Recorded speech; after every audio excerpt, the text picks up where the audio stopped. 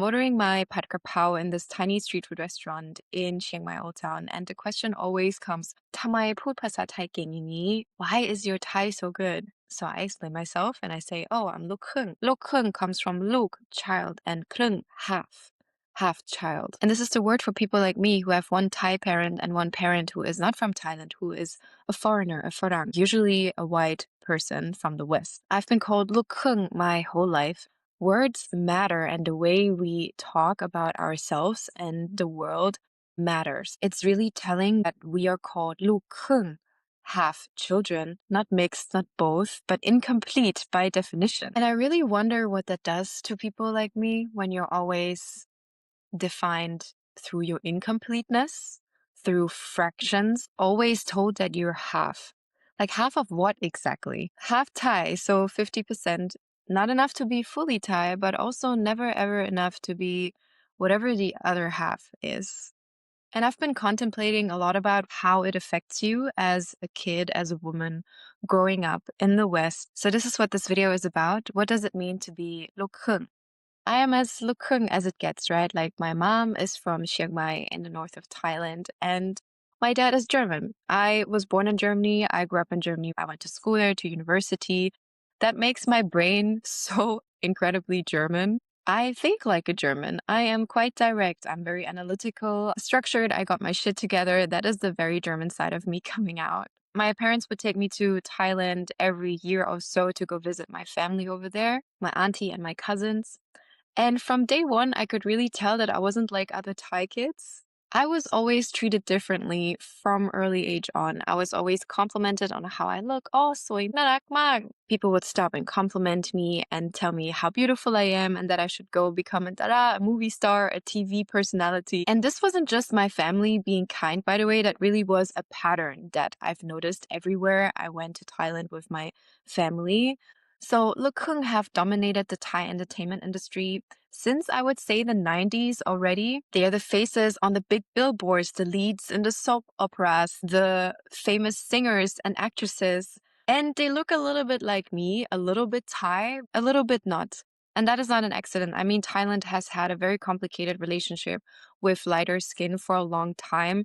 It used to be a wealth marker, a class marker, where lighter skin just signaled that you didn't have to work outside in the field, that you were wealthy enough to not be out in the sun all day. So it was a class marker before it was anything else, but colonialism has added an extra layer on top of that. The idea that Western features are not just lighter, but also better, more beautiful, more modern, more civilized, more cosmopolitan. For example, a straight nose. And you can see that until today, where the number one plastic surgery in Thailand is a nose job. And when in the late 1990s, Thailand's economy grew more, also through the boom of tourism, Luk Khrueng and the way that they have looked really became the symbol of, I would say, aspiration, inspiration, kind of Thai enough to be relatable, but also Western enough to be recognized on a global stage, let's say, along the vibes of this is how a modern Thai person is supposed to look like.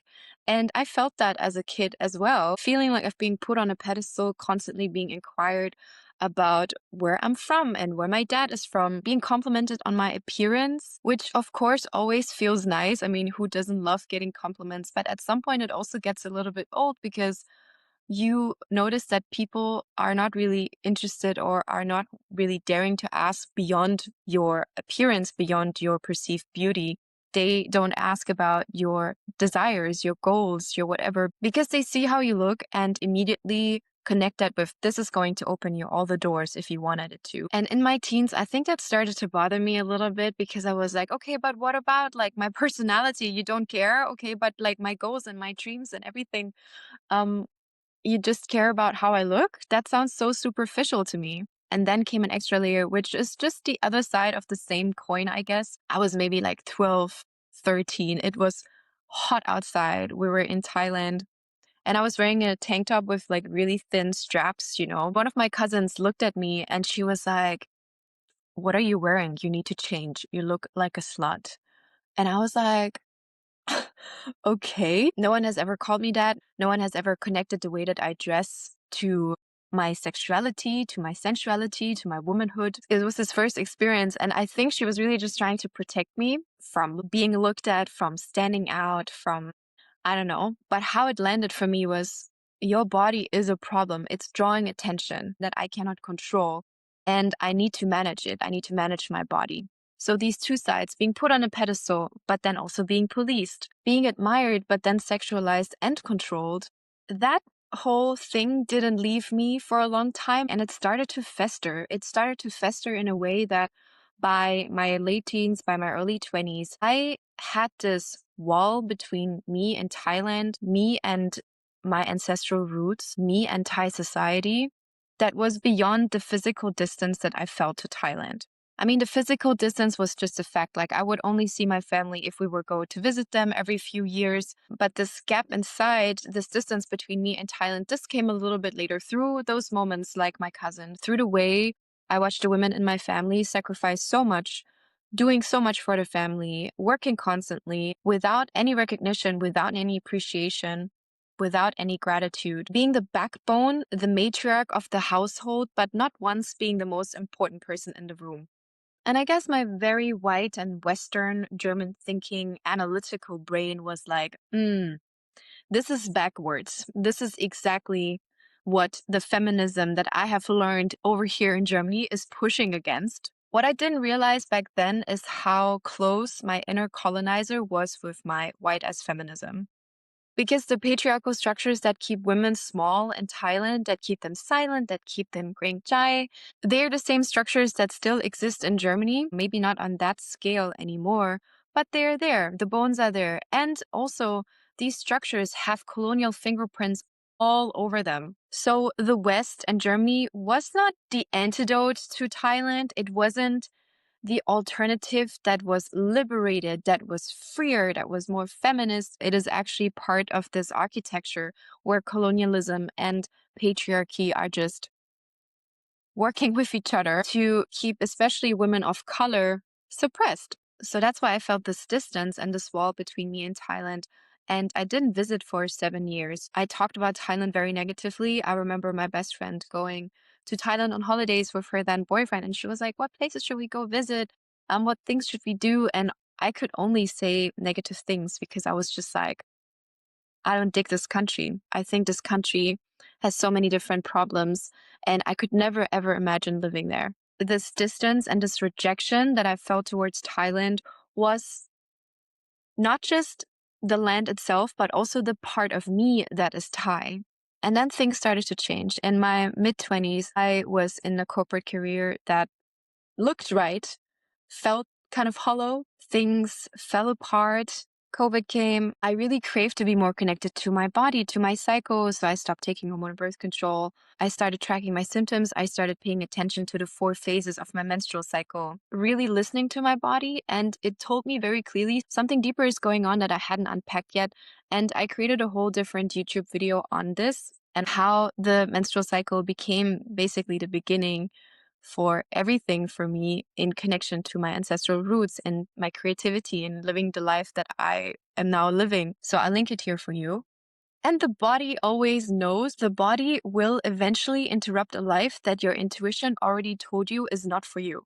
And the way it showed up for me is that my body kept pulling me back to Thailand every winter. I couldn't stand being in Europe anymore in winter. I was like, gray skies and rain in the Netherlands. In Germany, absolutely not without me.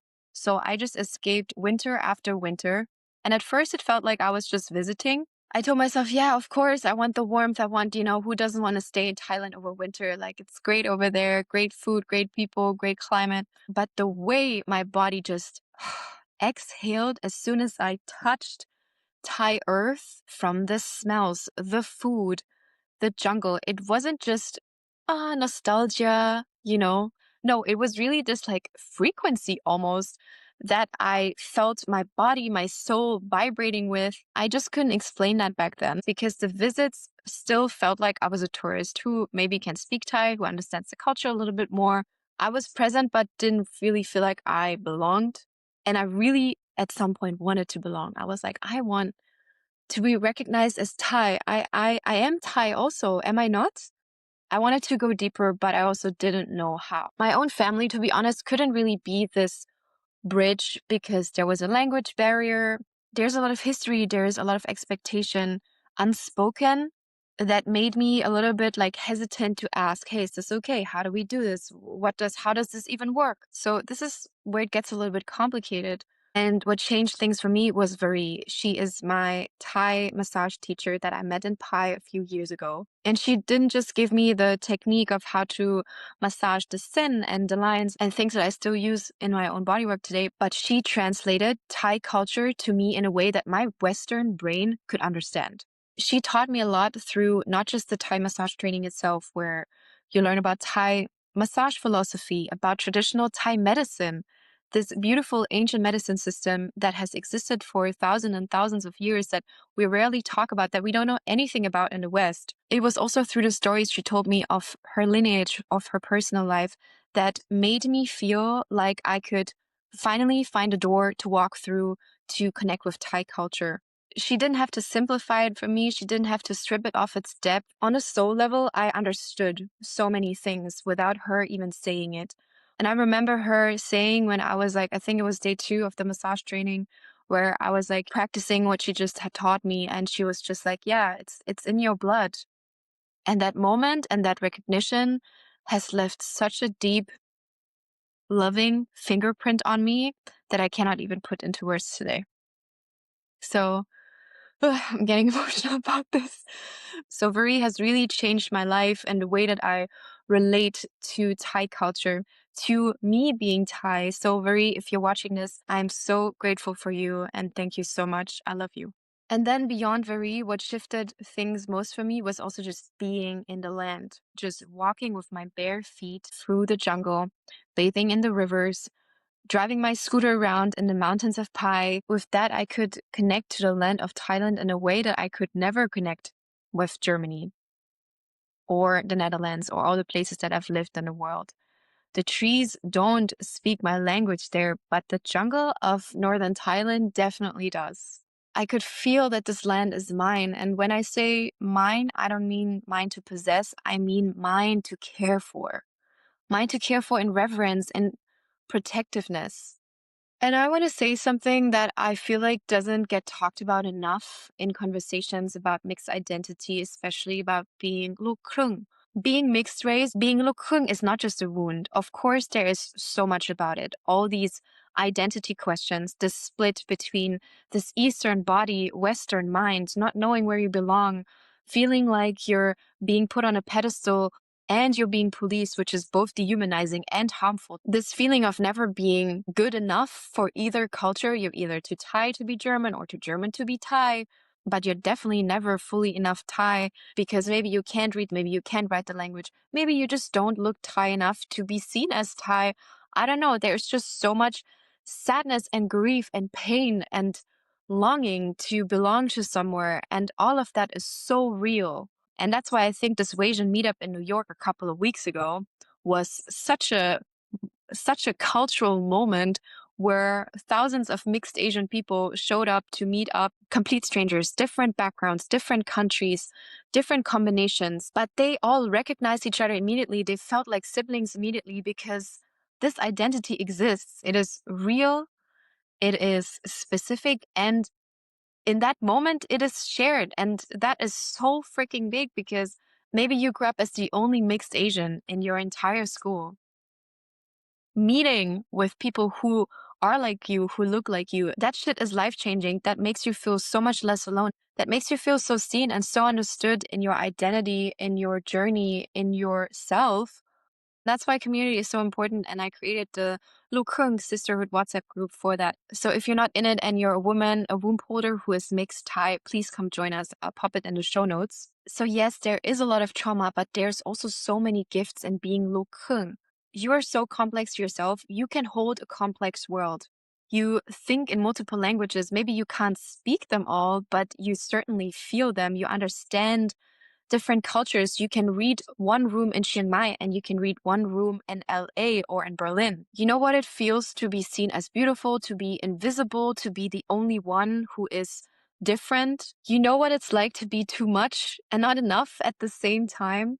This world today is so complex and it needs people who know how to navigate it, who can translate between the world without collapsing either, without flattening either, People like me, khrueng, have the capacity and the capability to do so, to be the bridge. We're the alchemists of all the pain and trauma and sacrifices that our ancestors have gone through so we can be here today. I'm the first woman in my entire bloodline who can do whatever the fuck she wants. I can be single. I can go travel. I can honestly jump on a plane tomorrow and just go wherever the hell I please. I can run my own business. I'm the first woman who gets to do everything she wants to do, and no woman in my lineage before me has ever had this. My mom immigrated to Germany in the early 90s. She didn't know anyone but my dad. The loneliness, the displacement, all the things that she had to swallow to make this life work for her. I cannot even imagine that, but I carry those too, and I didn't earn this freedom on my own. I really inherited it through her sacrifices. So when I say I feel this responsibility towards Thailand, I feel this responsibility towards my lineage, toward the land, I literally mean that. And that's why I'm so big on healing things within myself, being a cycle breaker. Because when I heal something within myself, I'm completing something that all the women in my lineage were maybe not even allowed to feel. So being a khrueng is a responsibility and a privilege towards your bloodline. And this is what ancestral healing really is for me, acknowledging the gifts and the sacrifices of my ancestors and making sure that I live my most joyful and abundant and blessed life the way that I want to. And I'm not going to sit here and pretend that being khrueng is all butterflies and easy, or that one day this will all stop mattering and that you're 100% whole and you feel at home everywhere. But I also don't think that this is supposed to be the goal or the destination, actually. What I've seen in myself and the women that I work with is that it's the complexity that is the gift. Maybe forged and created because of difficulty, because of struggle, because of pain, but it belongs to you either way, because you're the living bridge between everything that came before you and everything that is still to come. The bridge between two worlds coming home to themselves. So on this channel, I will be talking about khrueng identity, decolonizing your roots, holistic healing, traditional Thai medicine, womb wisdom, and cycle work, and what it means to come home to your body and to your bloodline. So if this all resonated with you, make sure to subscribe. You're so welcome here, and I'll see you next time.